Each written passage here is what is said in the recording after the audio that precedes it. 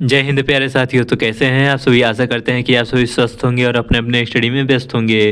प्यारे साथियों, आज के इस वीडियो में हम यूपी होमगार्ड भर्ती 2025 के जीके जीएस का प्रैक्टिस सेट 9 लेकर उपस्थित हुए हैं, जिसमें हम 50 महत्वपूर्ण प्रश्नोत्तर को कवर करेंगे। तो साथियों, वीडियो बहुत ही इंपॉर्टेंट है क्योंकि इसमें हम जितने भी क्वेश्चन आंसर्स को लिए हैं सारे जो हैं PYQs के रूप में हैं और आपको पेपर में इसी प्रकार के देखने को मिलेंगे। तो साथियों, आपके लिए बहुत ही जो है सुनहरा मौका है, आपको एक जो है अपने लाइफ से जो है बेरोजगारी की धब्बा को हटाने का। तो साथियों, आप इसमें जो है इस वैकेंसी में थोड़ा सा आप मेहनत अगर कर देते हैं तो आपकी एक सीट निश्चित हो जाएगी, क्योंकि इसमें ज़्यादा टफ क्वेश्चन नहीं आते हैं। यदि आप केवल प्रैक्टिस सेट या यदि आप हमारा लगा लेते हैं तो आपकी एक सीट निश्चित हो जाएगी। तो जो है आप वीडियो में अंत तक जरूर बने रहें। तो चलिए क्वेश्चन आंसर्स को स्टार्ट करते हैं और हाँ, हमें अंत में बताएं कि आपके इस सेट से कितने क्वेश्चंस के आंसर्स राइट थे। तो चलिए क्वेश्चन पहला देखते हैं। जीडीपी का पूरा रूप क्या है। तो इस प्रश्न में जीडीपी का फुल फॉर्म पूछा गया है। तो एक बार ऑप्शन को देखते हैं। ग्रॉस डोमेस्टिक प्रोडक्ट होता है, या फिर ग्रॉस डिमांड प्रोडक्ट होता है, या ग्रेट डोमेस्टिक प्रोडक्ट होता है, या ग्लोबल डोमेस्टिक प्रोडक्ट। तो जीडीपी का पूरा रूप क्या होता है। ग्रॉस डोमेस्टिक प्रोडक्ट होता है। तो ऑप्शन ए इस प्रश्न का राइट आंसर हो जाएगा। और इसका हिंदी अर्थ बताया जाए तो सकल घरेलू उत्पाद जीडीपी का हिंदी अर्थ होता है। तो ऑप्शन ए इस प्रश्न का राइट आंसर हो जाएगा। अगला प्रश्न देखते हैं। किसी देश की आर्थिक विकास किस पर निर्भर करता है। तो किसी देश का जो आर्थिक विकास होता है किस पर निर्भर करता है। तो एक बार ऑप्शन को देखते हैं। प्राकृतिक संसाधन को, या बाजार के आकार को, या पूंजी निर्माण, या उपर्युक्त सभी। तो इसका जो राइट आंसर हो जाएगा उपर्युक्त सभी, यानी कि प्राकृतिक संसाधन भी निर्भर करता है और बाजार का आकार भी और पूंजी निर्माण, ये तीनों जब हमारे देश की जो आर्थिक स्थिति मजबूत करने में सहयोग करती हैं। तो इस प्रश्न का ऑप्शन डी राइट आंसर हो जाएगा। चलिए अगला प्रश्न देखते हैं।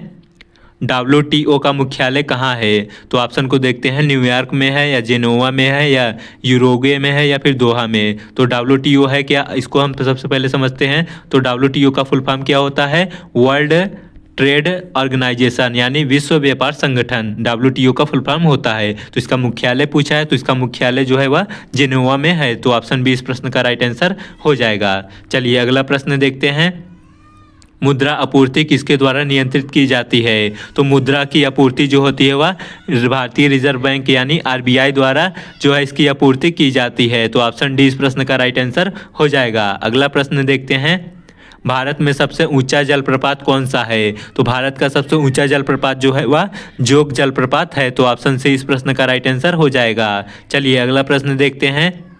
जूट उत्पादन में सबसे प्रचुर प्रदेश कौन सा है। तो जूट उत्पादन में सबसे प्रचुर प्रदेश जो है वह उड़ीसा प्रदेश है। तो उड़ीसा प्रदेश में जूट उत्पादन सबसे अधिक मात्रा में होता है। तो आप लोग इसको याद रख लेंगे। तो इस प्रश्न का ऑप्शन सी राइट आंसर हो जाएगा। अगला प्रश्न देखते हैं।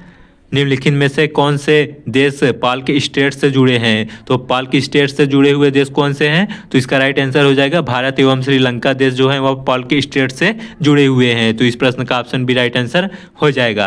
अगला प्रश्न देखते हैं।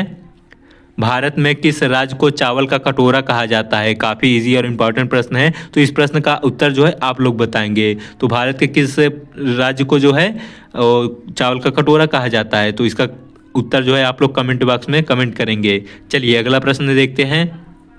पहली बार परमाणु बम कहाँ फेंका गया था। तो पहली बार परमाणु बम जो था वह हिरोशिमा में फेंका गया था, जो कि प्रथम विश्व युद्ध के दौरान फेंका गया था। तो प्रथम विश्व युद्ध कब से कब तक चला था। 1914 ईस्वी से और 1918 ईस्वी तक प्रथम विश्व युद्ध चला था। तो आप लोग इसको भी याद रख लेंगे। तो इस प्रश्न का ऑप्शन डी राइट आंसर हो जाएगा। अगला प्रश्न देखते हैं। ओजोन परत कहाँ पाई जाती है। तो ऑप्शन को देखते हैं। आयन मंडल में, या बहिर्मंडल में, या क्षमताप मंडल में, या समताप मंडल में। तो ओजोन की परत जो होती है वह समताप मंडल में पाई जाती है। काफ़ी इंपॉर्टेंट प्रश्न है। तो इस प्रश्न का ऑप्शन डी राइट आंसर हो जाएगा। अगला प्रश्न देखते हैं। महात्मा गांधी का राजनीतिक गुरु कौन थे। काफ़ी इंपॉर्टेंट प्रश्न है। तो महात्मा गांधी जी के राजनीतिक गुरु जो थे वह गोपाल कृष्ण गोखले जी थे। तो ऑप्शन बी इस प्रश्न का राइट आंसर हो जाएगा। अगला प्रश्न देखते हैं। डेसिबल किससे संबंधित है। तो डेसिबल शब्द जो होता है वह ध्वनि से संबंधित होता है। तो ऑप्शन सी इस प्रश्न का राइट आंसर हो जाएगा। अगला प्रश्न देखते हैं। अंग महाजनपद की राजधानी कहाँ थी। तो अंग महाजनपद की राजधानी जो थी वह चंपा में थी। हमारे जो 16 महाजनपद थे तो उसमें जो है अंग महाजनपद की राजधानी पूछा है, तो उसकी राजधानी चंपा थी। तो ऑप्शन डी इस प्रश्न का राइट आंसर हो जाएगा। अगला प्रश्न देखते हैं। शांत घाटी किस राज्य में स्थित है? शांत घाटी जो कि बहुत बड़ी घाटी होती है, तो यह जो है केरल राज्य में स्थित है। तो ऑप्शन बी इस प्रश्न का राइट आंसर हो जाएगा। अगला प्रश्न देखते हैं, सुनामी का मुख्य कारण क्या है? तो ऑप्शन को देखते हैं, चक्रवात होता है या ज्वालामुखी या चंद्रमा का आकर्षण या समुद्री की सतह पर भूकंप। तो जो सुनामी आने का मुख्य कारण होता है वह समुद्री सतह पर जब भूकंप आता है तब सुनामी उठती है। तो इस प्रश्न का ऑप्शन डी राइट आंसर हो जाएगा। अगला प्रश्न देखते हैं, भारत का केंद्रीय औषध अनुसंधान संस्थान कहाँ स्थित है? तो भारत का केंद्रीय औषध अनुसंधान संस्थान जो है वह लखनऊ में स्थित है। तो ऑप्शन बी इस प्रश्न का राइट आंसर हो जाएगा। अगला प्रश्न देखते हैं, मानव विकास सूचकांक किससे विकसित किया था? तो मानव विकास सूचकांक जो है वह विकसित करने वाले जो व्यक्ति थे महबूब उल हक जी थे, जिन्होंने विकास सूचकांक को विकसित किया था। तो ऑप्शन सी इस प्रश्न का राइट आंसर हो जाएगा। अगला प्रश्न देखते हैं, किसी उत्पादकों की कोटि किस प्रकार की निर्धारित की जाती है? तो किसी उत्पादकों की कोट जो होती है वह जो है एगमार्क द्वारा निर्धारित की जाती है। तो ऑप्शन सी इस प्रश्न का राइट आंसर हो जाएगा। अगला प्रश्न देखते हैं, भारत में न्यूनतम मजदूरी अधिनियम किस वर्ष में पहली बार स्वीकृत किया गया था? तो भारत में जो न्यूनतम मजदूरी अधिनियम आया था वह 1948 ईस्वी में स्वीकृत किया गया था। तो ऑप्शन बी इस प्रश्न का राइट आंसर हो जाएगा। अगला प्रश्न देखते हैं, इंसुलिन का आविष्कार किसने किया था? तो इंसुलिन का आविष्कार करने वाले जो वैज्ञानिक थे वह एफ बॉटिंग जी थे। इन्होंने इंसुलिन का आविष्कार किया था। इंसुलिन किसके कार्य में आता है? तो जो डायबिटीज़ के व्यक्ति होते हैं तो उन्हें इंसुलिन की इंजेक्शन दी जाती है। इंसुलिन एक प्रकार का हार्मोन होता है। तो ऑप्शन बी इस प्रश्न का राइट आंसर हो जाएगा। अगला प्रश्न देखते हैं, अमेरिका की खोज किसने की थी? तो अमेरिका की खोज करने वाले जो वैज्ञानिक थे वह कोलंबस थे। तो और भारत की खोज पूछे किसने की थी? तो भारत की खोज करने वाले जो व्यक्ति थे वह वास्को डी गामा जी थे। तो इस प्रश्न का ऑप्शन डी राइट आंसर हो जाएगा। भारत की खोज के लिए वास्को डी गामा। चलिए अगला प्रश्न देखते हैं, नासिक किस नदी पर स्थित है या फिर नासिक किस नदी के किनारे स्थित है? तो नासिक शहर जो है वह गोदावरी नदी के किनारे स्थित है। तो ऑप्शन बी इस प्रश्न का करेक्ट आंसर हो जाएगा। अगला प्रश्न देखते हैं, पेनिसिलिन किससे प्राप्त की जाती है? तो ऑप्शन को देखते हैं, फफूंद से या जीवाणु से या वायरस से या शैवाल से। तो पेनिसिलिन जो होती है वह फफूंद से प्राप्त की जाती है। तो ऑप्शन ए इस प्रश्न का राइट आंसर हो जाएगा। अगला प्रश्न देखते हैं, पित्त का स्रोत है। तो ऑप्शन को देखते हैं, पित्ताशय होता है या फिर अग्नाशय या पित्तवाहिनी या फिर यकृति। तो जो पित्त का निर्माण करने वाला अंग होता है वह यकृत होता है। यकृत से पित्त का निर्माण होता है। तो ऑप्शन डी इस प्रश्न का राइट आंसर हो जाएगा। अगला प्रश्न देखते हैं, निम्नलिखित में से कौन सा प्रक्षेपास्त्र भूमि से वायु में जाने वाला प्रक्षेपास्त्र है? तो इसमें पूछा गया ऐसा कौन सा अस्त्र है जो कि भूमि से उठकर वायु में जाता है? तो इस प्रश्न का राइट आंसर हो जाएगा त्रिशूल प्रक्षेपास्त्र जो होता है वह भूमि से वायु में जाने वाला प्रक्षेपास्त्र होता है। तो ऑप्शन ए इस प्रश्न का करेक्ट आंसर हो जाएगा। अगला प्रश्न देखते हैं, किस देश में विक्रम संवत आधिकारिक कैलेंडर है? तो ऑप्शन को देखते हैं, फिजी में या फिर मारिस में या फिर इंडोनेशिया में या नेपाल में। तो नेपाल देश ऐसा है जहां पर विक्रम संवत आधिकारिक कैलेंडर का उपयोग किया जाता है। तो ऑप्शन डी इस प्रश्न का राइट आंसर हो जाएगा। अगला प्रश्न देखते हैं, गांधी जी द्वारा सन 1933 तक संपादित समाचार पत्र का क्या नाम था? तो गांधी जी ने जो सन 1933 तक एक समाचार पत्र संपादित किया गया उसका नाम था यंग इंडिया। तो यंग इंडिया जो समाचार किसके द्वारा प्रतिपादित किया गया था? तो इसका आंसर हो जाएगा गांधी जी द्वारा।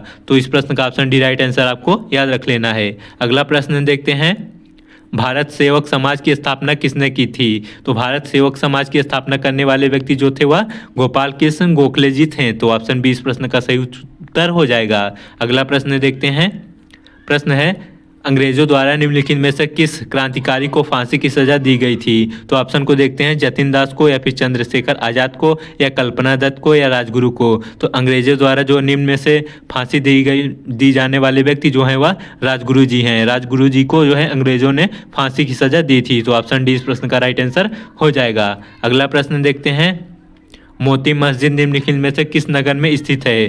तो ऑप्शन को देखते हैं, आगरा में या जयपुर में या अहमदाबाद में या लाहौर में। तो मोती मस्जिद जो है वह आगरा शहर में स्थित है। तो ऑप्शन ए इस प्रश्न का करेक्ट आंसर हो जाएगा। अगला प्रश्न देखते हैं, निम्नलिखित में से निम्नलिखित में से किसमें विटामिन ई का अच्छा स्रोत होता है? तो विटामिन ई का सबसे अच्छा स्रोत जो होती है वह ताज़ी सब्जियां होती हैं। तो ऑप्शन डी इस प्रश्न का करेक्ट आंसर हो जाएगा। अगला प्रश्न देखते हैं, भारत में ईस्ट इंडिया कंपनी की स्थापना कब हुई थी? काफ़ी इंपॉर्टेंट प्रश्न है। तो भारत में ईस्ट इंडिया की कंपनी की स्थापना जो हुई थी वह 1600 ईस्वी में हुई थी। तो ऑप्शन 20 प्रश्न का करेक्ट आंसर हो जाएगा। अगला प्रश्न देखते हैं, मानव शरीर में कुल कितनी हड्डियां होती हैं? तो मानव शरीर में पूरे 206 हड्डियां पाई जाती हैं। तो ऑप्शन ए इस प्रश्न का राइट आंसर हो जाएगा। अगला प्रश्न देखते हैं, पित्त का स्रोत क्या है? तो पित्त का स्रोत जो होता है वह यकृत होता है। तो ऑप्शन ए इस प्रश्न का राइट आंसर हो जाएगा। अगला प्रश्न देखते हैं, उस विटामिन का नाम बताइए जो किसी भी मांसाहारी भोजन में नहीं मिलता। तो इसमें पूछा गया है उस विटामिन का आप नाम बताइए जो किसी भी मांसाहारी भोजन से हमें नहीं प्राप्त होता। तो वह विटामिन के है जो कि हमें किसी भी मांसाहारी भोजन से प्राप्त नहीं होता। तो ऑप्शन डी इस प्रश्न का करेक्ट आंसर हो जाएगा। अगला प्रश्न देखते हैं, मानव शरीर का सबसे बड़ा अंग कौन सा है? तो ऑप्शन को देखते हैं, हृदय होता है या मस्तिष्क या त्वचा या गुर्दा। तो मानव शरीर का सबसे बड़ा अंग जो होता है वह त्वचा होता है। तो ऑप्शन सी इस प्रश्न का करेक्ट आंसर हो जाएगा। अगला प्रश्न देखते हैं, वाहनों के अग्रदीप हेडलाइट में किस प्रकार का दर्पण इस्तेमाल में होता है? तो वाहनों में जो हेडलाइटों में दर्पण प्रयोग किया जाता है वह अवतल दर्पण का प्रयोग किया जाता है। तो ऑप्शन बी इस प्रश्न का करेक्ट आंसर हो जाएगा। अगला प्रश्न देखते हैं, किसी तुल्यकाली उपग्रह की पृथ्वी की सतह से ऊंचाई लगभग कितनी होती है? तो किसी तुल्यकाली उपग्रह से पृथ्वी की सतह ऊंचाई जो होती है वह लगभग 36,000 किलोमीटर होती है। तो ऑप्शन ए इस प्रश्न का करेक्ट आंसर हो जाएगा। अगला प्रश्न देखते हैं, किसी बिजली की इस्त्री को गर्म करने के लिए किस धातु का प्रयोग किया जाता है? तो किसी भी बिजली की इस्त्री को गर्म करने के लिए उसमें नाइक्रोम धातु का प्रयोग किया जाता है। तो इस प्रश्न का ऑप्शन बी राइट आंसर हो जाएगा। अगला प्रश्न देखते हैं, सूर्य के सबसे निकट कौन सा ग्रह है? तो सूर्य के निकट सबसे जो ग्रह होता है वह बुध ग्रह है। तो ऑप्शन बी इस प्रश्न का करेक्ट आंसर हो जाएगा। अगला प्रश्न देखते हैं, काफ़ी इंपॉर्टेंट प्रश्न है साइंस के केमिस्ट्री भाग का। तो प्रश्न है, जंग से बचने के लिए लोहे से बने पानी के पाइपों पर जस्ते की परत चढ़ाने को क्या कहते हैं? तो जब हम किसी भी लौह पदार्थ पर जब जस्ते की परत को चढ़ाते हैं तो इस प्रक्रिया को क्या कहते हैं? तो इसका राइट आंसर हो जाएगा, इस प्रक्रिया को यस्दीकरण कहा जाता है। तो ऑप्शन डी इस प्रश्न का राइट आंसर हो जाएगा। अगला प्रश्न देखते हैं, यह भी केमिस्ट्री का प्रश्न है, यूरेनियम विखंडन की सतत प्रक्रिया को जारी रखने के लिए किस कण का जरूरी होना है? जब यूरेनियम का विखंडन होता है तो उस प्रक्रिया में जो होता है न्यूट्रॉन कण का होना अति आवश्यक होता है, तभी जो है यूरेनियम विखंडन की सतत प्रक्रिया जारी रहती है। तो ऑप्शन सी इस प्रश्न का करेक्ट आंसर हो जाएगा। अगला प्रश्न देखते हैं, पेट्रोल की विस्फोटक रोधी गुणवत्ता बढ़ाने के लिए निम्नलिखित में से किसे इस्तेमाल किया जाता है? तो पेट्रोल की विस्फोटक रोधी गुणवत्ता बढ़ाने के लिए जो होता है वह टेट्रा एथिलीन सीसा का प्रयोग किया जाता है। तो ऑप्शन ए इस प्रश्न का करेक्ट आंसर हो जाएगा।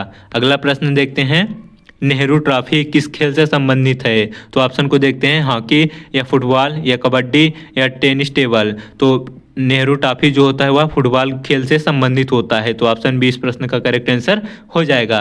अगला प्रश्न देखते हैं, दूसरी सहारा मरुस्थल के रूप में कौन सा मरुस्थल जाना जाता है? तो दूसरी सहारा मरुस्थल के रूप में थार मरुस्थल जाना जाता है। तो ऑप्शन बी इस प्रश्न का करेक्ट आंसर हो जाएगा। चलिए अगला प्रश्न देखते हैं, ज्वार और भाटा का मुख्य कारण क्या है? तो ज्वार और भाटा का मुख्य कारण जो होता है वह चंद्रमा का गुरुत्वाकर्षण होता है। तो ऑप्शन बी इस प्रश्न का करेक्ट आंसर हो जाएगा। अगला प्रश्न देखते हैं, भारत में राज्यपाल का कार्यकाल कितने वर्षों का होता है? तो भारत में राज्यपाल का कार्यकाल जो होता है 5 वर्षों का होता है। तो ऑप्शन बी इस प्रश्न का करेक्ट आंसर हो जाएगा। अगला प्रश्न देखते हैं, राज्यसभा के सदस्यों का कार्यकाल कितने वर्ष का होता है? तो राज्यसभा के जो सदस्य होते हैं उनके कार्यकाल जो होते हैं वह 6 वर्षों का होता है। तो ऑप्शन सी इस प्रश्न का करेक्ट आंसर हो जाएगा। चलिए अगला और अंतिम प्रश्न देखते हैं, काफ़ी इंपॉर्टेंट प्रश्न है, संविधान के किस अनुच्छेद में अल्पसंख्यकों का अधिकार का वर्णन किया गया है? तो संविधान के जो है अनुच्छेद 29 और 30 के तहत जो है अल्पसंख्यकों के अधिकार का वर्णन किया गया है। तो ऑप्शन ए इस प्रश्न का करेक्ट आंसर हो जाएगा। प्यारे साथियों, ये थे हमारे टॉप 50 जीके जीएस के इंपॉर्टेंट क्वेश्चन आंसर। तो वीडियो पसंद आया हो तो चैनल को सब्सक्राइब और वीडियो को एक लाइक जरूर कर दें। प्यारे साथियों, आप हमें सपोर्ट करें ताकि हम जो है स्मार्ट बोर्ड ले सके और आपको जो है अच्छे तरीके से और स्पष्ट रूप से समझा सके और पढ़ा सकें। धन्यवाद।